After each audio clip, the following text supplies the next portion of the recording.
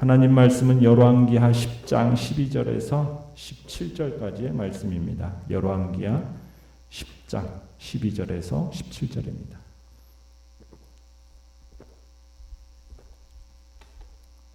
열왕기하 10장 12절에서 17절 우리 한 목소리로 같이 읽겠습니다. 시작.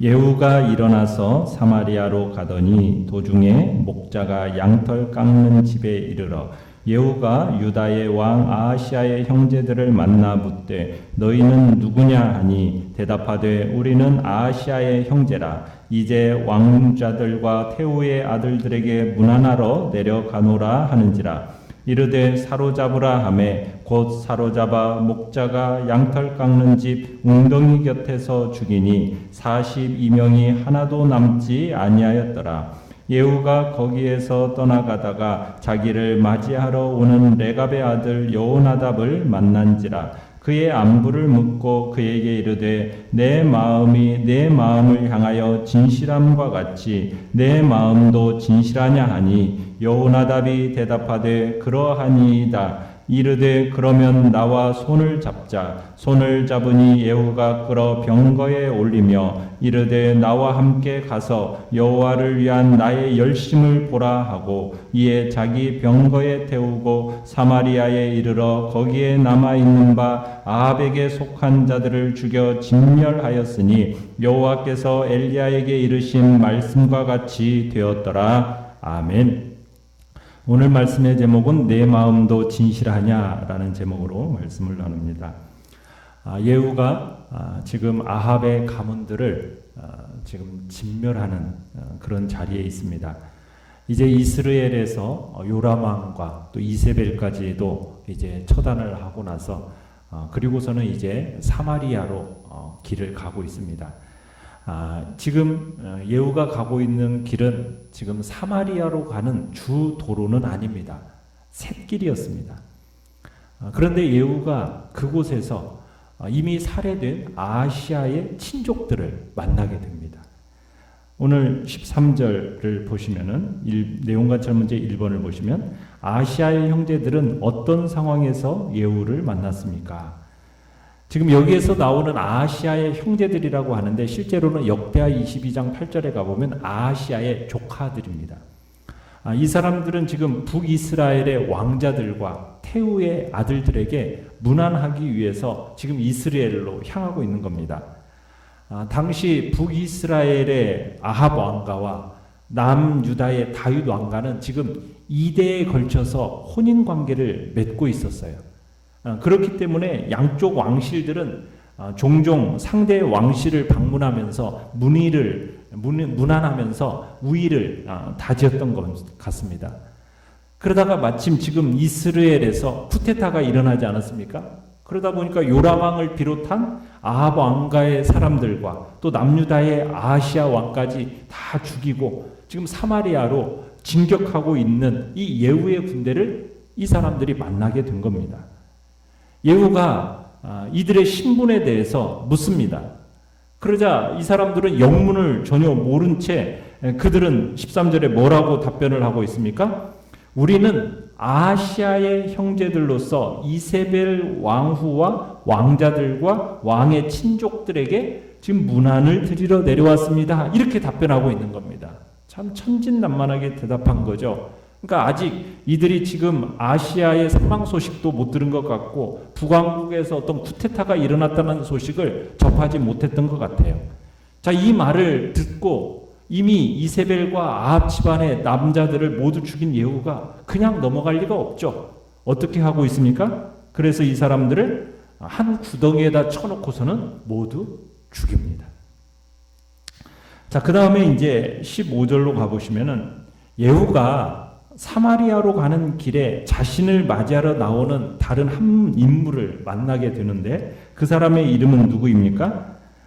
레갑의 아들 여호나답입니다. 우리가 이 레갑이라는 사람에 대해서 한번 생각해 볼 필요가 있는데 레갑은 어떤 사람이었느냐면 이 사람은 일찍이 바알 우상 숭배를 거부하기 위해서 자녀들에게 농경 생활을 대신에 어렵고 힘든 유목 생활을 하도록 유언한 사람입니다. 그래서 이 레갑의 후손은 이 레갑의 유지를 받아들여 가지고 그 후로 200년 이상을 경건하게 살기 위해서 포도주도 마시지 않고 힘든 유목 생활을 택하게 돼요. 어떻게 보면은 사실 안정적인 그 농경 생활에서 밀려나 가지고 나그네 같은 유목 생활을 한다라는 것은 가난하고 불안한 생계를 잇는 거거든요. 그러니까 얼마나 힘든 일이었겠습니까? 그러나 이 레갑 자손들은 바알 우상 숭배를 하지 않기 위해서 지금 이 사람들은 레갑 자손들은 그 힘든 길을 택한 겁니다. 어떻게 보면 레갑 자손들이야말로 이 북이스라엘 타락한 가나안 땅에 살면서 경건 생활의 모습을 보인 자손 사람들이다라고 볼 수가 있는 겁니다. 자, 그런데 그런 레갑의 아들 누가요? 여호나답이 예후를 만나기 위해서 지금 찾아온 거예요. 그래서 예후가 이제 요나답과 손을 잡으면서 이 예후의 개혁 작업이 큰 힘을 얻을 수 있게 되는 거죠. 그래서 이제 사마리아에 이르러 가지고 결국 북이스라엘의 타락의 원흉이라고 할 수 있는 아합 가문과 그에게 속하여 있던 자들 완전히 진멸하고 또 북이스라엘에 만연해 있던 바알 종교를 완전히 척결하는 일에 이제 여호나답과 함께 된다는 얘기가 이제 그 뒤에 이제 나오게 됩니다. 자, 내용 관찰 문제 2번을 보시면 예후가 요나답과 여호나답과 손을 잡기 전에 확인한 것은 무엇입니까? 자, 15절에 무엇을 확인하고 있습니까? 내 마음이 내 마음을 향하여 진실함과 같이 내 마음도 진실하냐? 그러니까 먼저 여호나답이 진실한 마음으로 자신을 대하고 있는지 이것을 확인하고 있습니다. 그리고서는 그것을 확인한 다음에 예후가 그에게 손을 내밀어서 마차 위로 끌어올리고 그런 다음에 함께 가서 여호와를 향한 자신의 그 열정이 얼마나 대단한가를 보라고 이제 얘기를 합니다. 그러면서 예후는 사마리아에 도착하자마자 이제 여호나답이 지켜보는 가운데서 아합의 지지자들을 이제 모두 죽입니다. 그리고는 성경 기자는 뭐라고 얘기를 하냐면 17절에 보면 이렇게 얘기하죠. 여호와께서 엘리야에게 이르신 말씀과 같이 되었더라. 이 모든 것이 여호와께서 엘리야에게 말씀하신 것 같이 이루어졌다라는 이 평가를 내리면서 예후가 사마리아에서 아합의 지지자들을 처형한 일에 대한 정당성을 인정해주고 있는 겁니다. 자, 연구와 묵상 문제 3번을 보시면 예후가 여호나답의 그 진실한 마음을 확인한 까닭은 무엇이었겠습니까? 자, 이 예후는 그랬겠죠. 여호나답이 지금 자신과 손잡아도 될 만한, 믿을 만한 사람인가? 이것을 확인하기 위해서 그의 진실한 마음을 아마 확인했을 겁니다. 이제 예후가 지금 보기 드문 경건을 소유한 사람을 만나게 된 겁니다. 자, 이 같은 만남을 계기로 해서 예후는 그가 도모하는 이 혁명을 본래 하나님이 원하시는 대로 신앙적인 차원에서 이제 감당해야겠다라는 어떤 자극을 이 여호나답을 만남을 통해서 받게 된 것 같아요. 그리고 이 만남을 계기로 해가지고 예후는 자기가 수행해 나가는 이 혁명 작업이 단순히 그냥 자기 정권용 아니면 자기의 권력을 유지하기 위해서 이 일을 하는 게 아니라 이 일을 명하신 하나님의 뜻을 수행하는 것이다라는 것을 재확인할 수가 있었던 것 같습니다. 그래서 이제 예후는 여호나답을 만남으로 인해서 바알 숭배자들을 숙청하는 일에 이 종교 개혁에 더욱 박차를 가하게 되거든요. 우리는 이 같은 사실을 통해서 우리는 뭘 생각할 수 있느냐면 성경에서 그리고 우리의 인생사에서 가장 중요하다라는 만남의 중요성에 대해서 다시금 확인할 수 있게 되는 겁니다. 우리가 세상을 살아가면서 다양한 만남을 가지게 되지 않습니까? 우리가 이 같은 만남을 통해서 참으로 우리의 삶이 아름다운 것이 되기도 하고 또 어떤 만남을 가지느냐에 따라서 우리의 인생이 추하고 부끄러워질 수도 있기도 하는 겁니다. 그러니까 사람은 누구와 어떤 만남을 가지느냐가 그 사람의 내일을 좌우하는 중요한 요소라는 얘기입니다. 그렇기 때문에 우리는 우리가 만나는 사람들이 어떤 사람인가? 이것을 점검해 볼 필요가 있습니다. 그와 같은 점검을 통해서 우리는 보다 경건한 만남, 신실한 자들과의 만남, 의롭고 아름다운 만남, 이 만남들을 계획해 나가야 된다는 얘기입니다. 우리는 그와 같은 만남의 과정 가운데서 하나님의 뜻을 세워나가기를 바라는 거죠. 그럴 때 하나님은 우리가 가지는 그 모든 만남 가운데 함께 하셔서 우리가 더욱 온전한 자로 서로 축복하실 것이라는 얘기입니다. 자, 느낀 점 4번을 보시면 하나님의 일을 하기 위해 마음이 진실하냐고 물어본 예후의 질문에서 무엇을 느낍니까? 자, 지금 하나님의 일을 하기 위해서 마음이 진실하냐라고 물어본 예후에게서 우리는 하나님께서 왜 예후 많은 사람들 가운데서 예후를 선택하셨는가 우리는 그것을 알게 해주고 있습니다. 우리가 진실하냐라고 묻는 그 물음 다음에 16절에 가보면은 나와 함께 가서 여호와를 위한 나의 무엇을 보자? 열심을 보라. 그러니까 예후의 그 진실한 마음 속에 무엇이 함께 있음을 보는 겁니까? 열심과 열정이 있었음을 보게 되는 거예요. 우리는 지금 예후가 지금까지 해왔던 일들을 보면은 더 분명히 알 수 있는 부분이 있습니다. 예후가 기름 부음을 받은 즉시 병거를 미친 듯이 몰아서 북이스라엘 왕 요람과 남유다 왕 아하시야를 처단했어요. 그리고는 계속해서 태후가 되는 이세벨을 처단했습니다. 그리고 사마리아의 방백들에게 편지를 보내가지고 아합의 아들들을 처단했습니다. 이스라엘에 있는 아합의 일가는 물론이거니와 아합의 가문과 교류하는 아하시아의 형제들까지 처단했어요.